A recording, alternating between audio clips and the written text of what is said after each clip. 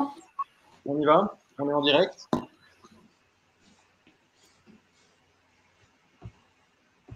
Bien, bonjour, bonsoir à tous et à toutes qui êtes derrière votre ordinateur dans le monde entier. Bienvenue à ce nouveau numéro de 30 minutes avec Choc Focus Formation auquel vous êtes maintenant très habitués. Vous êtes des centaines à vouloir écouter ce soir Catherine Vanham, à qui je vais donner la réplique. Catherine va nous faire une conférence pendant 30 minutes et s'en suivra 30 minutes d'échange avec vous-même par le biais du chat. Nous sommes particulièrement heureux de te donner la parole, Catherine, parce qu'on a l'habitude de ton expertise, de ton enthousiasme, de ta passion. Voilà, donc on est vraiment ravis. Vous pouvez participer par le biais du chat en vous rappelant que c'est un espace de travail et donc on y observe les règles en rigueur. Et puis, je pense qu'on sera en mesure de vous envoyer le diaporama de Catherine si elle est d'accord et si vous le souhaitez, bien sûr. Et enfin, pour ceux qui ont une mauvaise connexion, un replay sera disponible dans quelques jours sur octopusformation.fr. Voilà. Catherine, je te laisse la parole. Je garde ma caméra coupée et puis je te souhaite une excellente conférence. Merci et bonjour à tous. Je ne vous vois pas, mais si vous me voyez, c'est le principal. Si vous voyez le diapo, c'est encore mieux. Et nous allons démarrer sur cette idée de gestion mentale, pratique métacognitive dans l'accompagnement de l'enfant qui présente des difficultés à apprendre ou qui présente des troubles neurodéveloppementaux de l'apprentissage. Alors, la gestion mentale a longtemps fait peur aux gens dans le sens où on a assimilé ça à cette idée de gestion du mental. C'est pas spécialement ça, la gestion du mental, c'est autre chose, je suppose. En tout cas, ici, le terme gestion mentale renvoie à des gestes. Aussi bien, je dirais, pour passer d'un côté à l'autre d'un bassin de natation, d'une piscine, on peut faire le crawl, la brasse, le dauphin, le papillon. Et bien aussi bien pour passer d'un côté à l'autre de l'apprentissage, on va faire des gestes mentaux. Comprendre, réfléchir, mémoriser, imaginer, être attentif. Et ces gestes mentaux ont naturellement des procédures, des processus, des stratégies tout à fait différentes, sont donc différents, mais servent tous à apprendre. Et naturellement, le premier souci d'enfants qui présentent des troubles d'apprentissage, c'est justement en lien avec cet apprentissage. Comment apprendre? Et les pratiques métacognitives me semblent en tout cas indispensables, surtout dans une société qui est la nôtre actuellement, avec des gros soucis, je dirais, d'attention exogène qui anéantit l'attention qui devrait venir du dedans, avec intention. Et donc, la gestion mentale est une des approches, n'est pas une seule approche, mais est une approche qui peut aider l'enfant à se méta-connaître dans son apprentissage. Alors, on va analyser, je dirais, pendant cette grosse demi-heure, 3 grands thèmes que je trouvais pertinents par rapport à la problématique ici actuelle. C'est d'abord comprendre, donc la gestion mentale va nous permettre de comprendre et d'analyser les stratégies par rapport à un bilan notamment, hein, et un bilan va pointer ce qui ne va pas. L'apport de la gestion mentale va nous aider à pointer ce qui va bien. Comment cet enfant fait pour évoquer, pour être attentif, pour comprendre dans quelle situation il est efficace, pourquoi il est efficace, que fait-il dans sa tête, etc. Donc il y a vraiment un dialogue avec cognitif, hein, pas affectif, mais un dialogue qui se met en place et qui va permettre à l'enfant ou au jeune adulte, à l'adolescent, d'analyser avec nous et les stratégies d'erreur et les stratégies de réussite, mais surtout et avant tout les stratégies de réussite. Un deuxième point lié à toute cette idée de métacognition, ce sera d'enrichir les évocations, non pas nécessairement de pointer les évocations qui marchent ou qui ne marchent pas, mais d'enrichir. Je dirais qu'il y a une idée complète de palette évocative. On a tous quelque part des possibilités, des compétences au niveau de l'imagerie mentale, au niveau du discours interne, etc. On a ces possibilités et la prise de conscience, l'accompagnement de l'enfant va lui permettre d'enrichir des évocations qui vont, par exemple, un dyslexique pourrait très bien avoir des évocations de code, mais très floues, très fugaces, très instables, et bien sûr, on va éventuellement l'aider à maîtriser un peu mieux des évocations de code, de lexique, plus efficaces. Et puis enfin, le dernier point que je voudrais un petit peu survoler avec vous, c'est cette approche qui permet de compenser et de contourner le trouble neurodéveloppemental. Donc, ça ne va pas nous permettre de supprimer le trouble, ça on sait bien que malheureusement c'est compliqué, mais de le contourner et de trouver des moyens d'accès autres, de déverrouiller des portes qui sont peut-être existantes mais simplement verrouillées, ou de contourner des portes qui sont malheureusement fermées de manière prolongée. Donc ça, ce sont les 3 points.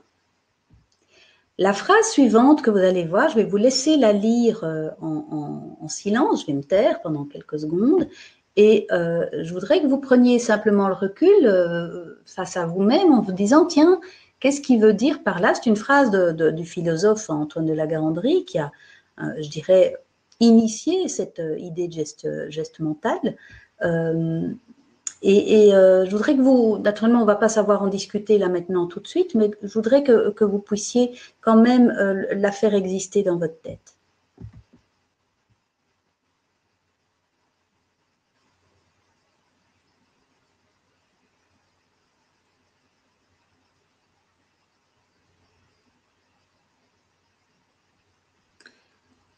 L'intelligence des moyens mentaux, dans le sens la compréhension, le mécanisme, la mise en œuvre, les processus des stratégies mentales, comprendre ces processus de stratégie mentale qui va permettre à ces mêmes enfants de développer des moyens de leur intelligence au sens large, de leur capacité de faire des liens.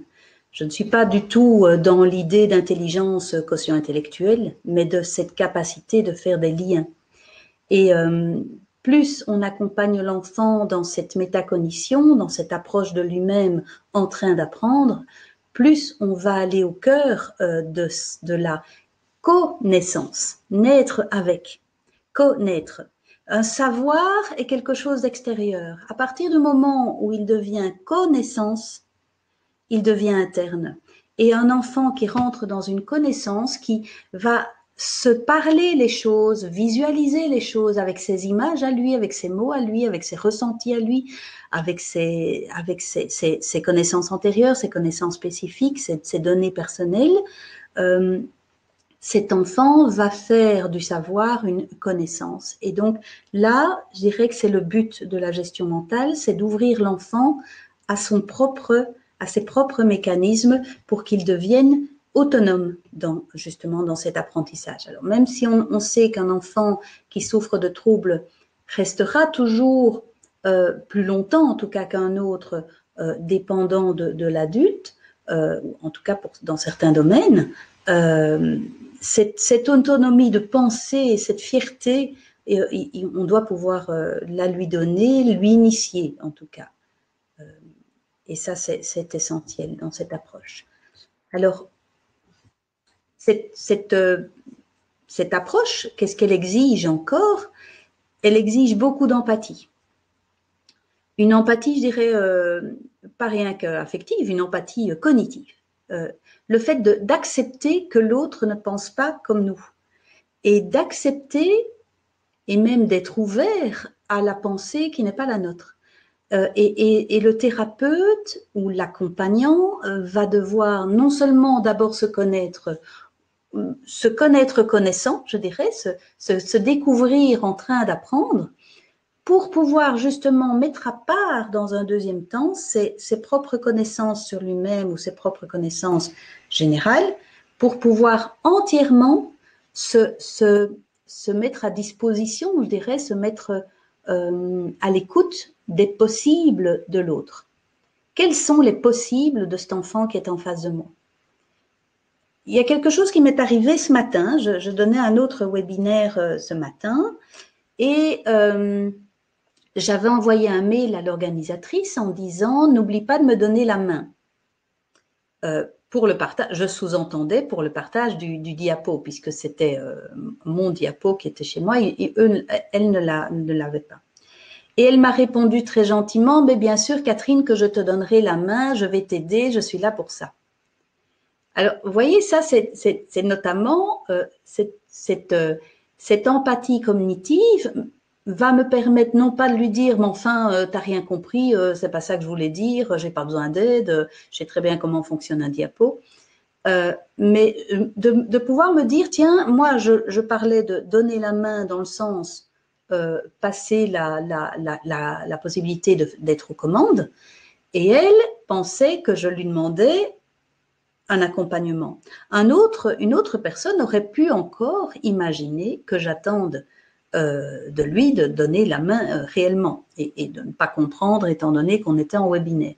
Et donc, vous voyez cette idée de longueur d'onde, eh bien, en gestion mentale, on est sans arrêt dans cette idée d'essayer de comprendre sur quelle longueur d'onde cognitive se trouve l'autre et d'accepter qu'il ne soit pas sur la même que la nôtre sans que pour autant ce soit mauvais ou faux ou idiot. Et il y a naturellement alors dans les pratiques de gestion mentale, ben on retrouve tout cet aspect philosophique, je dirais, de la Garandry, qui était quand même un grand homme extrêmement bienveillant et pour moi précurseur du cognitivisme dans les années 60, 70, enfin 70. Alors, on va rentrer dans le premier point de mon petit schéma, comprendre et analyser les stratégies. Alors, j'ai mis un petit chapeau là au-dessus. Pourquoi? Parce qu'en gestion mentale, on utilise beaucoup cette idée du chapeau comme étant cette idée des 3 temps cognitifs. Hein. Si on prend le bord à gauche, on pourrait se dire, bah, tiens, il y a le temps perceptif, de rentrer en matière, je suis face à une information que je vois, que j'entends, que je touche. Ça, c'est le bord gauche du chapeau. Et puis, il y a un deuxième temps qui est situé plus haut, qui est un temps cognitif, de stratégie d'apprentissage. C'est là que se déploient ces fameux gestes mentaux qui sont naturellement souvent soit inconscients, soit semi-conscients, mais qui ne sont pas nécessairement très éclairés, je dirais, dans l'apprentissage en général. Et puis, il y a un troisième temps de restitution ou d'utilisation ou de transmission de l'information qui est le bord droit du chapeau. Et donc, pour comprendre comment le courant passe dans cette planète tête là, eh bien, on va se rendre compte que apprendre, puisque apprendre serait le terme générique qui reprend tous les gestes mentaux, eh bien, je me suis amusée ici à reprendre tous les gestes mentaux avec cette idée de prendre, de apprendre. Parce que dans apprendre et apprendre. Et donc, pour moi, prendre, c'est le premier geste mental. Alors, si je vous dis que dans les gestes mentaux, il y a être attentif, mémoriser, comprendre, réfléchir et imaginer, il n'y a pas d'ordre préférentiel, hein, par être attentif, qui est malheureusement, je dis malheureusement pour l'époque dans laquelle on vit, qui est très difficile pour les enfants, être attentif est naturellement générique de tous les autres, mais sinon, il n'y a pas de priorité, il ne faut pas d'abord comprendre pour mémoriser ou d'abord mémoriser pour comprendre. Ou, selon le projet qu'on a, on va viser un des gestes mentaux. Mais je me suis amusée donc à utiliser le verbe prendre pour jouer avec tous ces gestes mentaux. Donc, il y a prendre dans apprendre, et prendre, c'est être attentif, attenderer, se pencher vers, décider de, intentionnellement, donc on est vraiment dans cette attention endogène de je décide à l'intérieur de moi et c'est moi qui happe l'information, c'est pas l'extérieur et l'environnement qui me happe en dehors de ma conscience. Puis il y a le verbe reprendre que j'ai mis pour symboliser la mémorisation. Beaucoup d'enfants ne sont pas conscients de quelle reprise on attend à l'école ou simplement qu'on attend d'eux en général. Je vais vous parler d'un petit loustic dyslexique sévère. Et elle devait étudier sa dictée et de très bonnes préparations de dictée. Et on lui montrait un petit dessin avec 3 lignes en dessous de ce dessin et l'information recopie 3 fois le mot. La, ma, mama, ici, on. Donc, elle avait écrit 3 fois la maison. Est-ce qu'elle était consciente qu'elle était en train d'écrire la maison comme un automate sans savoir du tout ce qu'elle faisait dans sa tête et sans avoir du tout conscience qu'elle devrait reprendre, d'abord déjà prendre cette information, la faire exister dans sa tête, pour la reprendre et la faire exister dans sa tête lors de la dictée le lendemain, elle n'était absolument pas consciente de ça. Donc, je dirais, la gestion mentale va déjà aider beaucoup de ces enfants qui présentent des troubles à prendre conscience de ce qu'on attend d'eux, et dans quel contexte.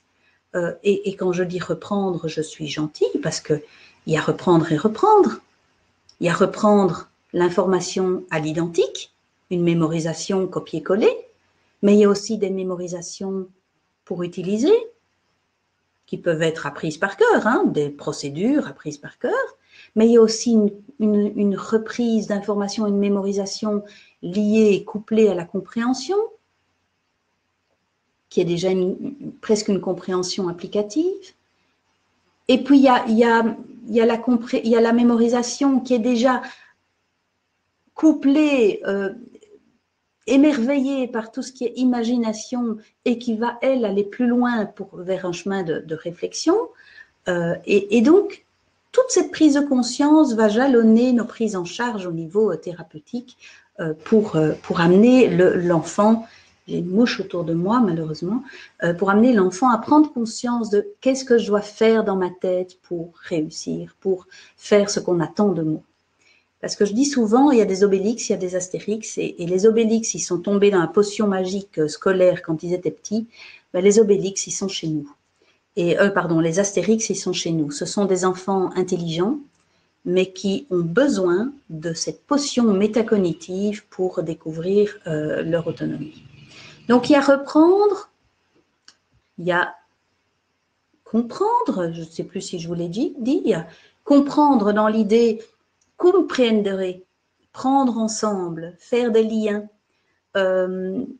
Et le cum latin, qui est à l'origine de ce mot-là, comprendere, non seulement c'est prendre ensemble, faire des liens entre les choses, entre les mots que j'apprends, entre les règles mathématiques, entre les informations que me donne mon orthophoniste, mon ergothérapeute, ma maîtresse à l'école, mais il y a aussi le cum latin qui veut dire prendre en soi, se l'approprier. Donc il y a tout ce travail de compréhension par les liens logiques et par le fait d'intégrer en soi avec cette idée de connaissance dont je vous parlais tout à l'heure, qui va être stimulée et travaillée avec l'enfant. Et puis il y a aussi surprendre, et ça je signifie par surprendre l'idée de l'imagination. On va surprendre l'information pour la détourner, la retourner, la transformer, l'envisager autrement, la chiffonner, la redéchiffonner, pour permettre justement la réflexion ultérieure. Quand un enfant apprend par cœur 4 x 4 égale 16, d'accord, il a repris l'information. Maintenant, quand il peut me dire 4 x 4 égale 16 et ça veut dire 4 paquets de 4, il a aussi compris l'information. Et si maintenant il peut me dire « Ah, mais 4 x 4, ça pourrait devenir 40 petits pains au chocolat à 40 centimes pièce », et là, il est déjà en train de surprendre l'information pour une réflexion future. Et donc ça, c'est tout un travail qu'on va avoir avec les enfants, c'est de détourner toute cette créativité.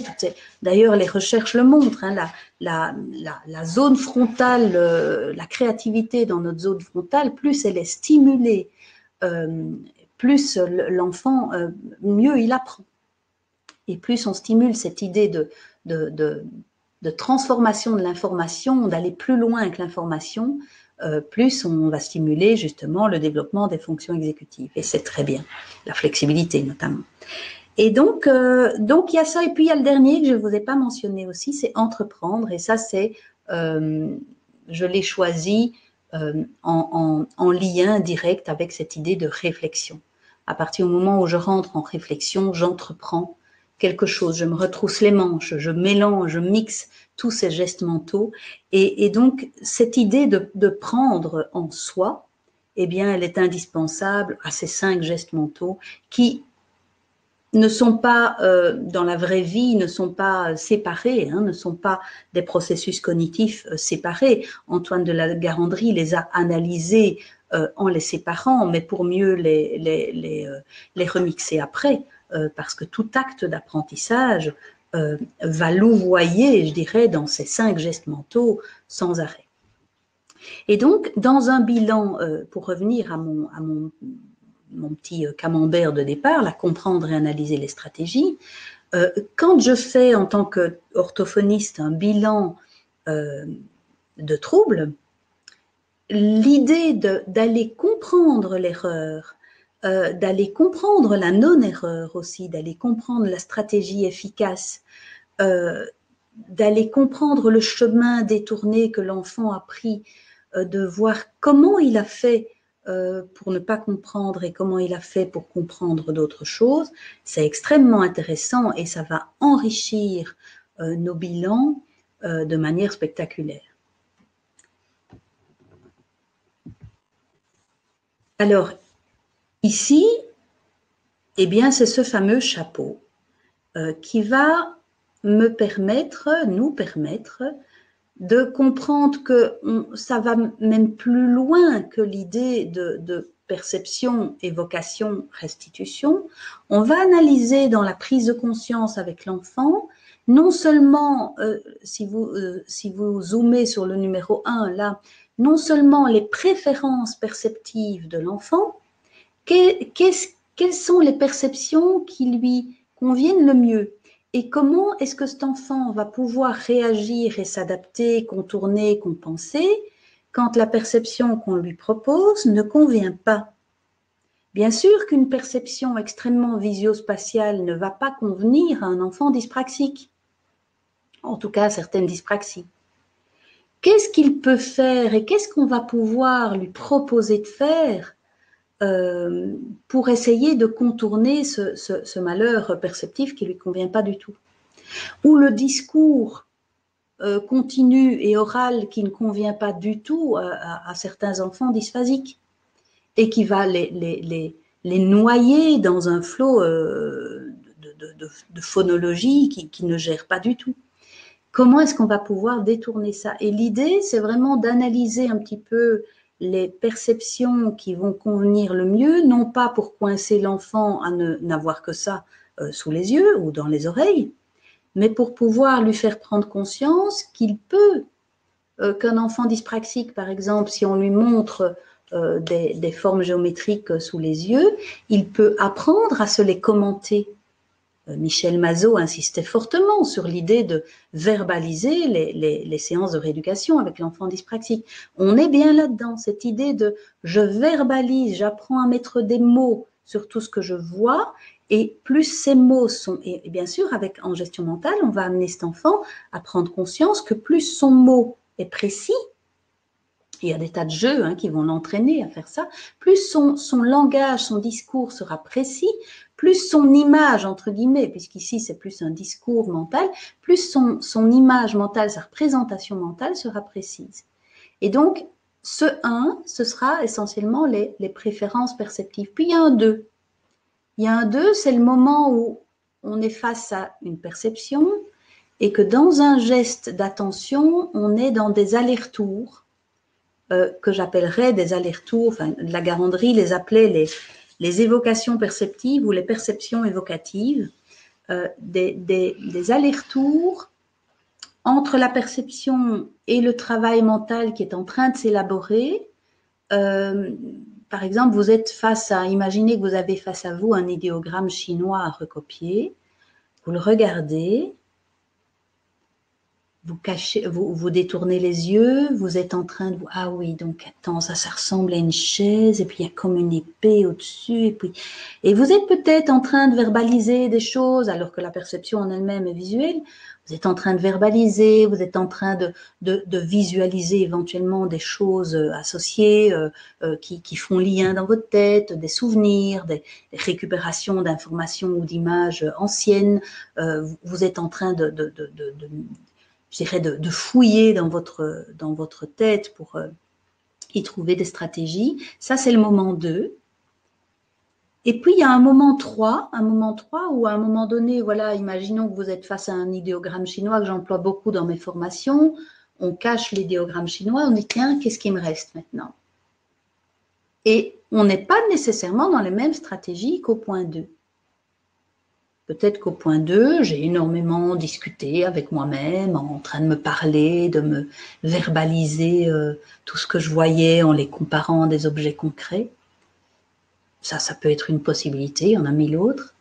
Et puis le point 3, c'est bon, maintenant, ah ouais, ok, je le vois.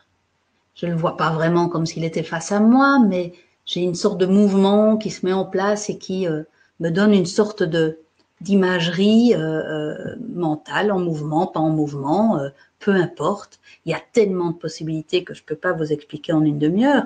Mais là, en fait, on découvre petit à petit tous les possibles mentaux de l'enfant et puis on lui fait prendre conscience que la gestion mentale, c'est pas simplement dire tiens, qu'est-ce que tu as fait dans ta tête? Parce que ça, c'est le piège, ça. Qu'est-ce que tu as fait dans ta tête? Voilà. Qu'est-ce que j'ai fait dans ma tête entre le 1, le 2, le 3, le 4, le 5? J'ai fait plein de choses. Où, quand, comment? Et tout ce dialogue pédagogique, qu'il appelait pédagogique, mais que j'appelle plutôt dialogue cognitif, tout ce dialogue cognitif qu'on va mener avec notre petit patient va l'amener à prendre conscience qu'il y a ces temps d'apprentissage, il y a ces temps de traitement de l'information qui sont fortement en lien d'ailleurs, qui va l'aider à canaliser son impulsivité, notamment l'impulsivité cognitive. Ici, l'idée de pouf, action-réaction, j'ai vu, je connais, c'est stop. Qu'est-ce que tu vas te dire, ou qu'est-ce que tu peux faire, ou qu'est-ce que tu peux voir, ou visualiser, ou qu'est-ce que tu peux chercher dans ta tête maintenant face à cette info. Et puis, stop. Maintenant, je retourne l'information. Comment est-ce que tu peux faire revenir ça dans ta tête? Ok. Et maintenant, si je te demande de restituer, comment est-ce que tu le récupères dans ta tête? Et là, on est dans le 4. Parce qu'il faut bien se dire que pour restituer au point 5, la restitution externe à nous, je redessine mon kanji chinois par exemple, il faut récupérer quelque chose. Et là, c'est le 4. Comment je récupère l'information dans ma tête? Et ça peut être encore différent que le 3 et le 2. Et ça peut surtout être différent que le 1. Alors le prof, il attend quoi? Ou la connaissance, ou l'enseignant, ou la société, qu'est-ce qu'elle attend? Elle attend qu'on restitue ce qu'on a perçu. Or, on ne restitue jamais ce qu'on a perçu. On restitue ce qu'on a évoqué de la perception. Et donc, si on n'apprend pas à nos patients à évoquer les données, ça ne sert à rien. On aura beau avoir des tas de jeux super géniaux d'ortho-édition, ça ne sert à rien d'avoir des belles boîtes de jeux si l'enfant joue pour jouer et repart de sa séance d'orthophonie avec l'idée de j'ai joué un jeu et je transfère rien du tout.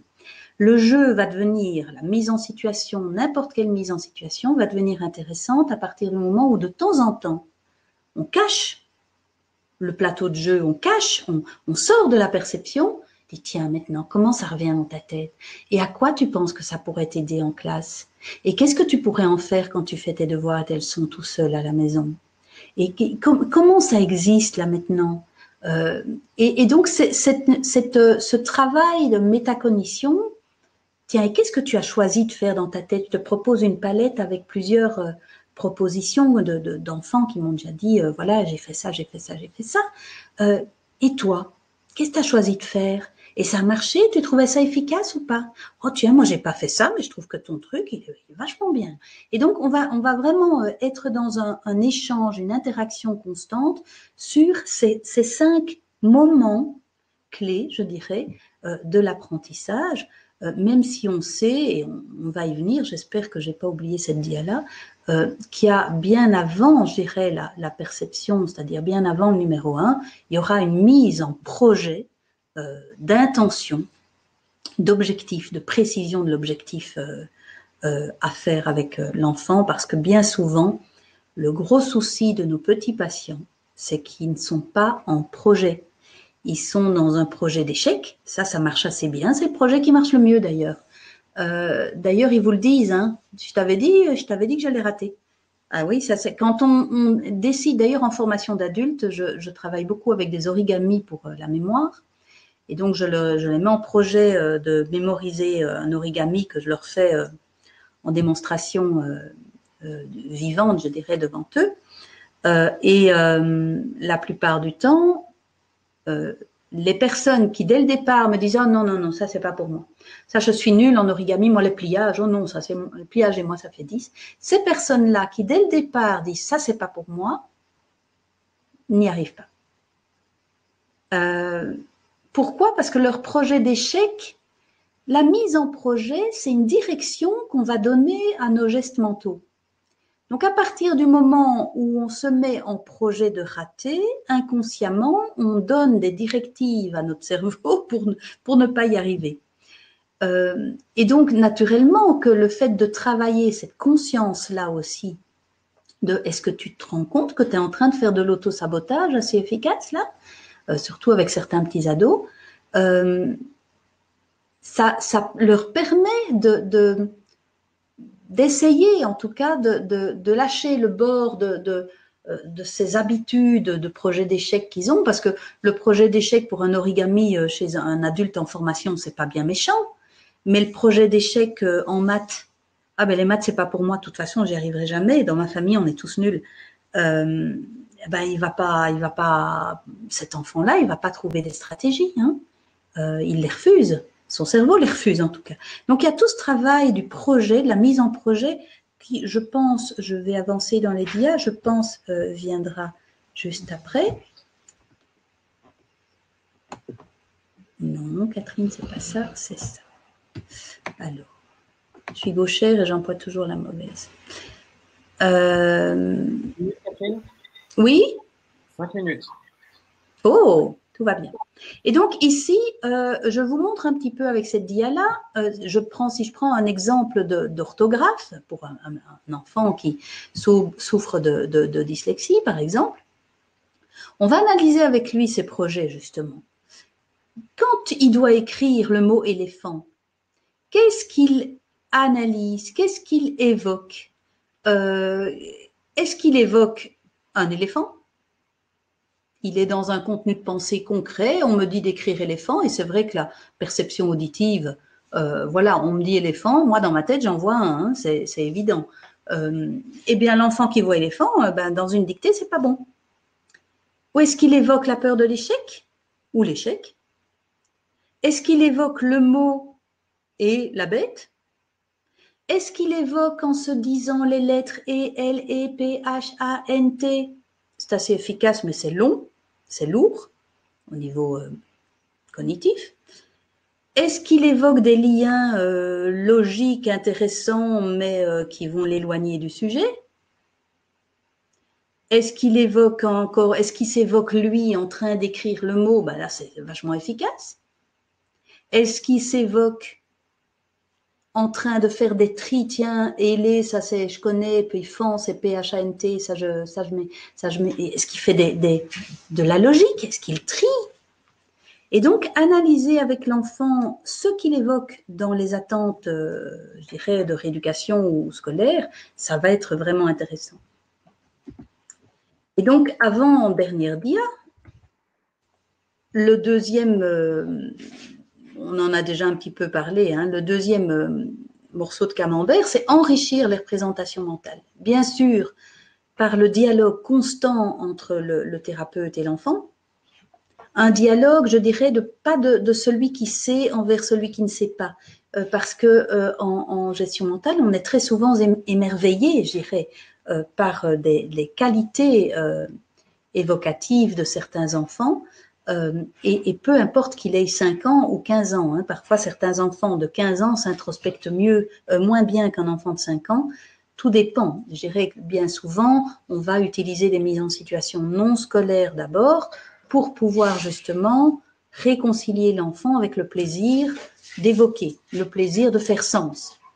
Il arrive avec des dyslexiques de ne pas les faire lire, il m'arrive de ne pas les faire lire pendant 6 mois. Il n'y a que moi qui lis, pour ne leur donner que le plaisir évocatif et pas le déplaisir de décodage. Et de voir et d'analyser avec eux tout ce plaisir évocatif et ce qu'ils ont fait dans leur tête à la lecture. Et puis cette idée de projet aussi, hein, donc d'enrichir les représentations mentales en mettant en place des projets. Imaginez que je vous montre une bouteille. Je vous montre une bouteille. Alors, j'en ai plus sous la main parce que je n'achète plus de bouteilles plastiques, donc j'ai du mal avec ma mise en situation, mais elle est assez efficace. Imaginez une bouteille, je ne sais pas moi, de Vittel à moitié utilisée, une bouteille d'1 litre, à moitié vide ou à moitié pleine, c'est comme vous voulez.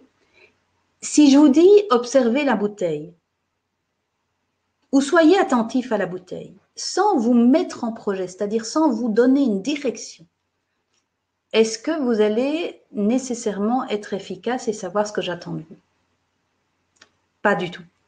Si maintenant je vous dis, observez cette bouteille pour la comparer à une bouteille de Perrier.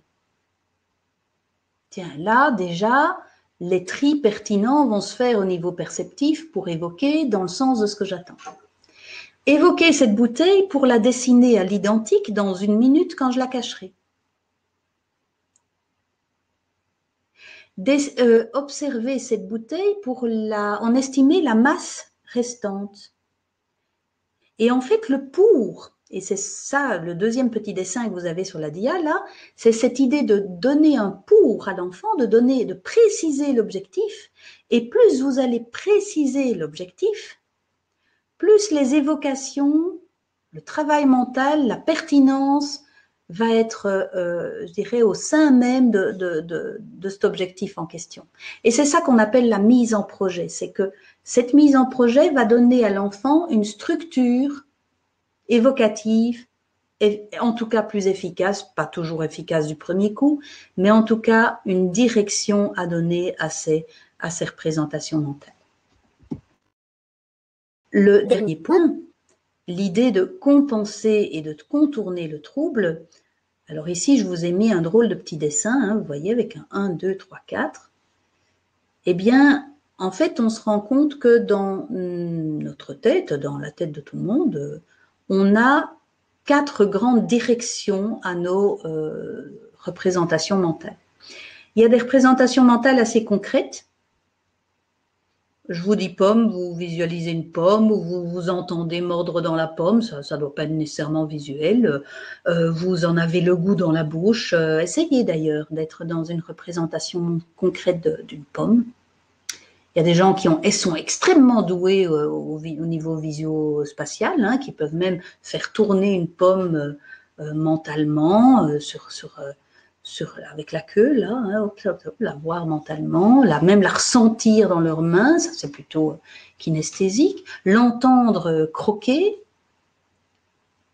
ça c'est ce qu'on appelle le contenu de pensée concret. Puis il y a un deuxième contenu de pensée qui est le contenu de pensée des codes. Alors bien sûr que beaucoup de dyslexiques sont en guerre avec le contenu de pensée des codes symboliques, hein, l'écriture, les formules, tout ce qui est automatisme, tout ce qui est par cœur, tout ce qui est apprentissage pur et dur, et qui va devoir être contourné, par exemple, avec les enfants dyslexiques, on va devoir contourner ces codes. Et d'ailleurs, si on prend l'idée de l'orthographe illustrée, l'orthographe illustrée va aller chercher appui dans des liens inédits qu'on va trouver dans le numéro 4, là, dans de l'inédit, du farfelu, du rigolo, pour aller faire éventuellement un peu de logique, dans le numéro 3, des liens et d'aller de concrétiser par un dessin, par exemple, ce code en question qui est tellement difficile d'accès pour notre petit dyslexique ou dysorthographique. Et donc, inconsciemment, souvent, on utilise ces 4 paramètres de pensée pour aider et compenser, contourner ce trouble. Quand je vois encore le 4 ici avec cette idée de contenu inédit, de lien inédit, ben on l'emploie tous, enfin je pense en tout cas, que pour mémoriser à l'identique des données extrêmement complexes ou rébarbatives, notamment mon vocabulaire néerlandais à l'époque ou mes déclinaisons latines. Mais qu'est-ce que j'ai inventé comme carabistouille, tous ces liens, toute cette créativité, cet inédit qu'on utilise tous pour détourner quelque chose de compliqué à mémoriser. Le Adam par pour envers avec les prépositions, on a tous utilisé ça. Et le 3, les liens logiques. Le c'est comme, c'est pas comme, ça me fait penser à analogie, attribution, sériation. Si j'ai bien compris, il faut d'abord faire ça, puis ça, puis ça. Et on va essayer, en fait, pour compenser et contourner les troubles, d'aller chercher dans ces 4 directions de pensée, je dirais, les points forts de l'enfant, d'aller réveiller les points faibles, bien sûr, mais d'aller chercher les points forts pour justement contourner cette difficulté ou ces difficultés. Sans pour ça que ce soit magique, hein, mais je dirais que pour moi, c'est vraiment un accompagnement qui m'accompagne, qui accompagne mes rééducations depuis 25 ans maintenant, si pas 30, depuis 92, donc il y a un petit temps, et qui pour moi est indispensable à tout accompagnant et à tout thérapeute d'enfant qui est en souffrance d'apprendre. Et donc, je ne sais pas si je peux en parler, mais je pense que oui. Vous avez bientôt chez Octopus Formation à Paris une formation de 5 jours complet sur une initiation aux gestes mentaux. 5 jours pour 5 gestes mentaux et découvrir un petit peu toutes les possibilités de cette palette mentale dans la planète tête. Et vous avez par la suite des approfondissements, soit maths, soit langage écrit avec la grammaire, le donner du sens à la grammaire, donner du sens à l'orthographe, donner du sens à la lecture, donner du sens à la numération et aux opérations. Donc ça, ce serait avec plaisir que je vous verrai en vrai, si je peux, parce que là, je vous vois pas, donc je suis un peu frustrée, mais voilà, je vous verrai, j'espère, un jour ou l'autre. Merci beaucoup, Catherine. C'était comme toujours limpide et très intéressant. Vous pouvez remercier Catherine par le biais du chat si vous le souhaitez. De manière un peu culturelle, on met des petites émoticônes. Clap, clap, clap, pouce levé, on est content. Ok, donc merci beaucoup, Catherine. Oui, c'est vrai qu'on a cette nouvelle formation Planète Tête qui va être vraiment passionnante et qui va se dérouler à Paris, en vrai, en présentiel, avec des vraies personnes. Je vous propose de remercier Catherine, c'est très sympa.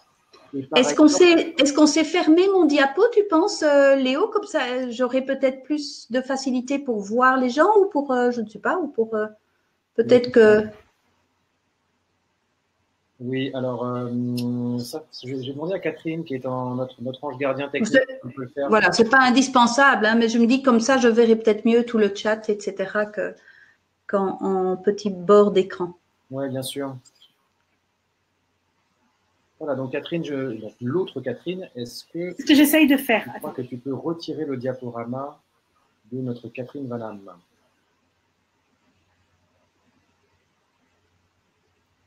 Alors, c'est le temps des questions. Profitez-en. Catherine est avec nous encore pendant un gros quart d'heure. Et nous avons une première question de Sandy qui nous demande « Bonjour Catherine et merci. Est-ce qu'il y aurait un lien entre le type de TSA, TND et la nature, image, mots, son ou la fréquence évocative? Par exemple, j'ai des jeunes TLO, donc troubles du langage oral, qui ont essentiellement des natures évocatives en images, alors que certains ayant des difficultés dans la sphère visio-spatiale se parlent beaucoup et évoquent peu ou pas en images. » Mais tout à fait, c'est-à-dire que la gestion mentale, c'est quand même les gestes mentaux, c'est le travail, les stratégies mentales. Et chaque enfant, je pense que chaque enfant, dans sa propre intelligence, trouve des moyens de survivre, je dirais, dans leurs apprentissages, en se donnant des moyens comme ils peuvent. Et bien sûr qu'un enfant dyspraxique qui sera essentiellement Pour vous donner un exemple, je demandais à un petit dyspraxique, j'ai beaucoup travaillé avec des enfants dyspraxiques visio-spatiaux, par la gestion mentale, justement, les ergothérapeutes et les médecins me les envoyaient pour gestion mentale. Et en fait, quand je leur demandais ce qu'ils évoquaient quand je leur disais rectangle, j'ai souvent eu des enfants qui me disaient mais j'évoque RECTANGLE. Donc oui, je disais toi t'es bon en orthographe, oui c'est bon. Donc ils évoquaient ça mais en se parlant. Il y en a d'autres qui me disaient j'arrive à voir mais je vois les lettres et pas l'image. Il y en a qui me disaient, je vois un rectangle, mais qui se trace dans un fur et à mesure, donc assez temporel. Or, tout ce qui est temporalité est plus en lien avec le discours et quelque chose de plus temporel, justement. L'espace-temps, c'est deux notions très importantes en gestion mentale, tout ce qui est plutôt spatial et tout ce qui est plutôt temporel. Et donc, c'est évident qu'un enfant dyspraxique, je ne sais pas si vous me voyez encore, si on veut lui faire appréhender le rectangle, eh bien éventuellement, on ne va surtout pas lui montrer, mais on va en gestion mentale lui donner un rectangle en forme en bois, par exemple, dans un sac, sans qu'il le voie, dans un sac manchon ouvert des deux côtés, et c'est en perceptivement, je dirais, ils sont souvent avec beaucoup de toucher, hein, les enfants dyspraxiques, ils aiment bien toucher.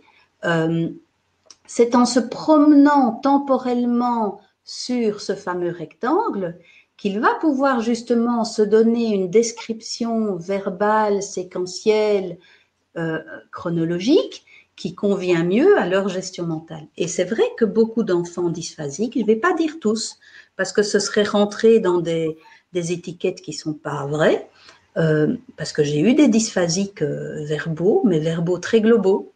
Verbaux, oui, il musait la musique, mais ça restait très difficile à articuler.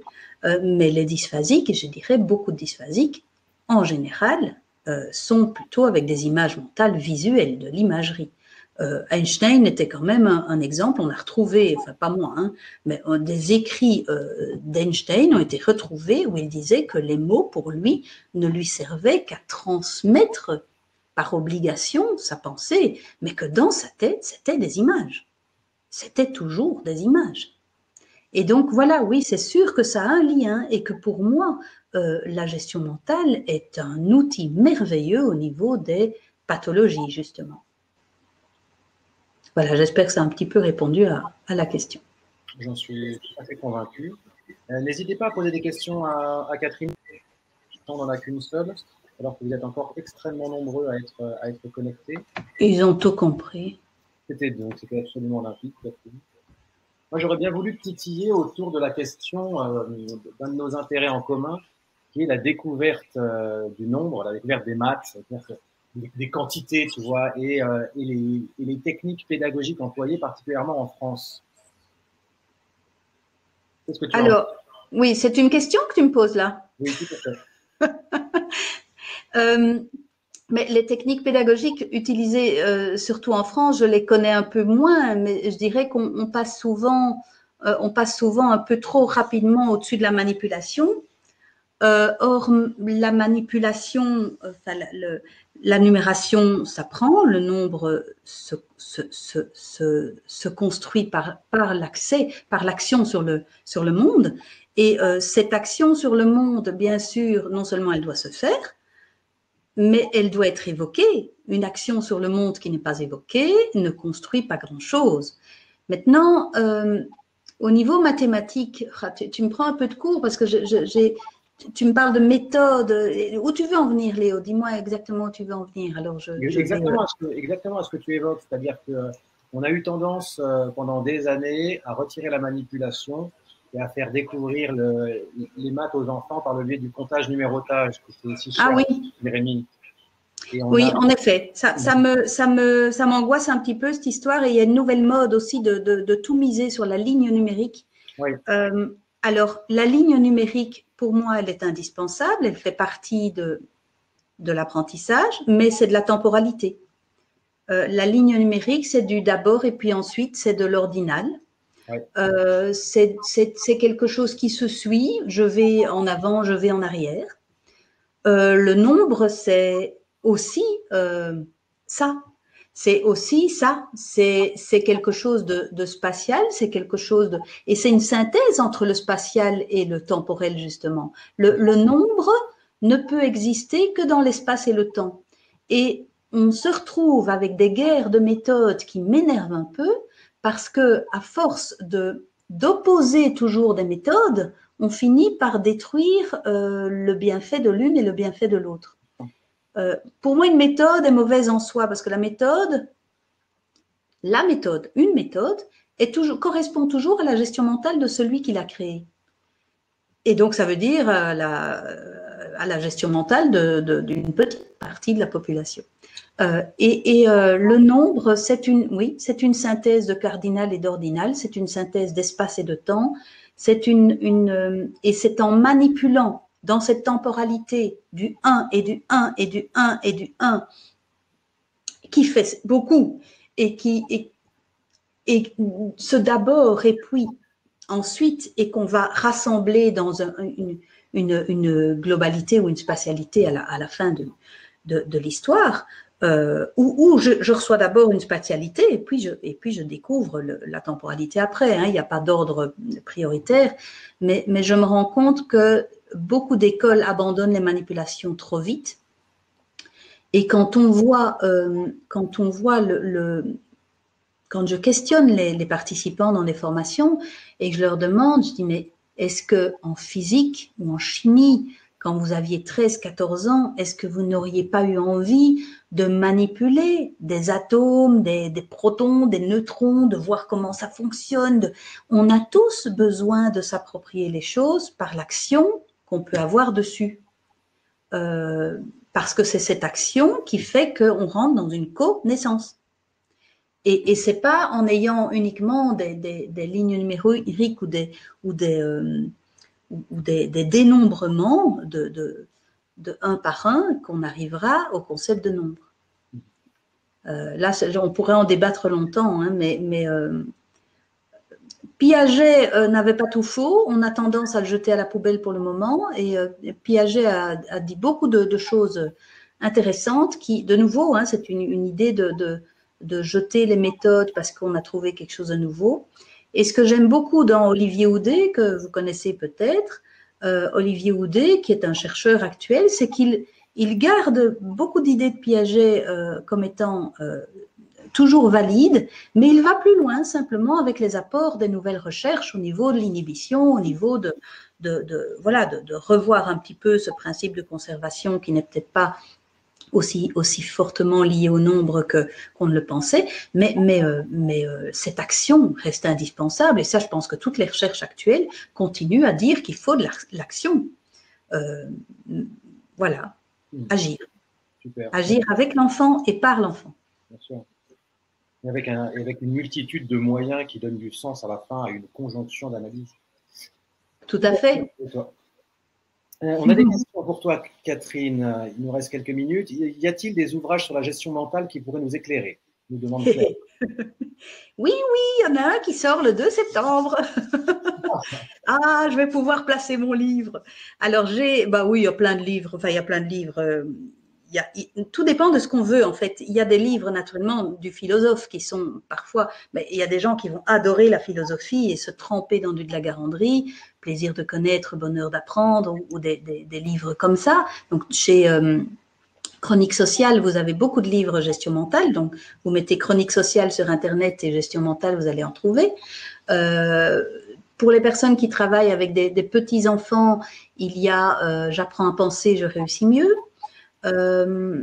Pour les personnes qui travaillent avec des enfants en souffrance mathématique, il y a Faites-les réussir en mathématiques de Armelle Géninet. Mais sinon, je pense, un bon livre de démarrage, c'est celui que j'ai écrit, qui peut être intéressant. J'ai beaucoup de mal à parler à promouvoir mes propres trucs. Mais ça s'appelle Dis-moi comment apprendre, et ça sort le 2 septembre aux éditions Mardaga. C'est en précommande sur la Fnac et sur Amazon, mais je préfère encore précommander à la Fnac que sur Amazon. Et voilà, le plus important, ce sera de mettre après votre appréciation.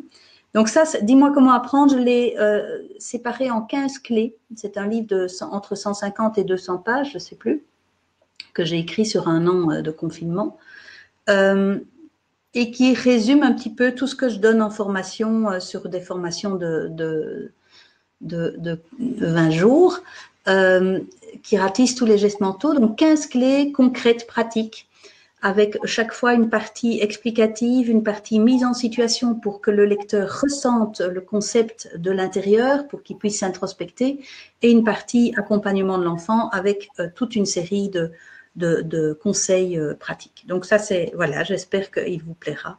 Vous m'en direz des nouvelles. Super, Catherine. Peut-être une dernière question. Pouvez-vous donner des exemples / des stratégies pour aider les jeunes à visualiser ou à verbaliser? C'est une question de Inconnu W. Des stratégies pour aider l'enfant à visualiser. Alors, c'est une question vache parce il y a quand même tout un travail en dessous de prise de conscience. Déjà, ne pas commencer par des mises en situation scolaires ou qui ont un lien avec leurs difficultés. Parce que là, il y a un projet d'échec gros comme une maison, ça sert à rien. Alors moi, ce que je privilégie, c'est les objets complexes, des objets que je trouve sur des brocantes, vide-grenier ou dans mon propre grenier, et que je mets dans un manchon, dans un sac, dans lequel l'enfant peut mettre une main à gauche, une main à droite, et pour lui faire prendre conscience, sans qu'il y ait quelque chose de vu au niveau perceptif, sans qu'il y ait quelque chose d'entendu au niveau perceptif, il va toucher et il va prendre conscience de ce qui se passe dans sa tête. Et je dirais que ce qui est encore mieux, c'est que ce soit un objet complexe, hein, comme je le disais, c'est-à-dire le but n'est pas de me dire ce que c'est. Et ça, il faut bien leur signifier au départ. Tu vas sentir un objet dans ce sac pour découvrir comment tu le fais exister dans ta tête. Je ne te demande pas de me dire ce que c'est. Ça ne m'intéresse pas. Ce que je voudrais, c'est de voir comment il existe.